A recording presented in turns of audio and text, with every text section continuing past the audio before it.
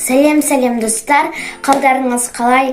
Бүгін мен сіздерге Шаямардан патша деген танымал ертегілер қайсысы үлкен деген кітаптан алынған мінін. Осының ішінде ең бірінші ертегісі, яғни Шаямардан патшаны айтып беретін боламын. Ал ендеше мен бастаймын. Кеттік. Ертеде бір молда болыпты. Ол молда өзі кемпіріне былай дейді: мен о дүниеге аттанған кезде сен бір бала табасың. Егер де ол ұл болса, тұмарымды оң жағына тақ. Ал егер де ол қыз болса, тұмарымды сол жағына тақ. Ал егер де ұл болуын тұмарын сен оң жағына тақсаң, онда ол менен асқан молда болады. Ал қызымыз айдай сұлу, өсе келе айдай сұлу жарға айналады дейді. Арада айлар өтеді. Кемпір көп ұзамай ұл табады. Ол ұл 7 жасқа келген кезде әлі молда бола алмай қалады. Сол кезде ол өзінің достарымен жерді қазып отырған кезде бір үңгір тауып алады. Ол үңгірдің ішінен ол бал алып шығады. Сосын олар сол балды барып сатады. Базарға барып сатады, яғни. Сол кезде оны достар айтады: біз сені жіберейік, сен сояқтан тағы да балдар алып кел дейді. Сол кезде оны ортасына келіп, балды алып ортасына келген кезде достары жіпті бітіп кесіп жібереді. Сол кезде жіп кесілген кезде бала сол үңгірдің ішінде қалып қалады. Сөйтіп ол бір жерден бір бөлмеге кіреді. Ол бөлме сөйтсе үй екен. Ол жерде ақ төсегі тұр.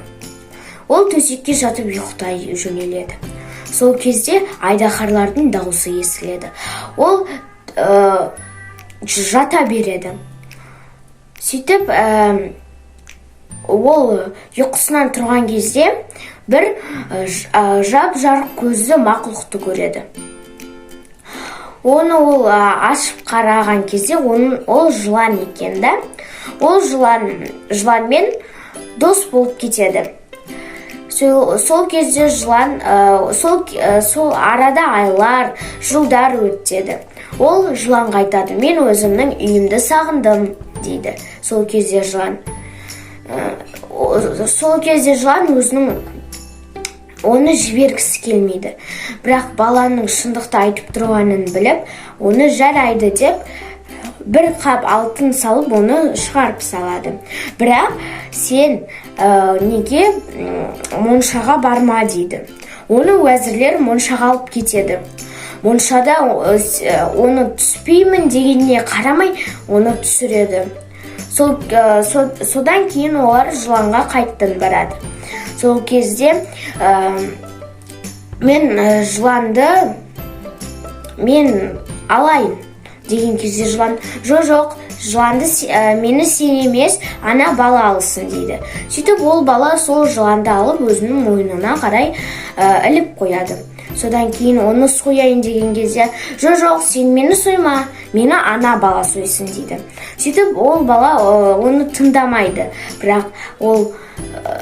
Бірақ жыланға келісіп, жыланды сояды. Сол кезде жылан айтады: оның бастапқы сорпасын сен балшыға, ал ортаңғы сорпасын патшаға, ал кіші соңғы сорпасын өзің іш дейді.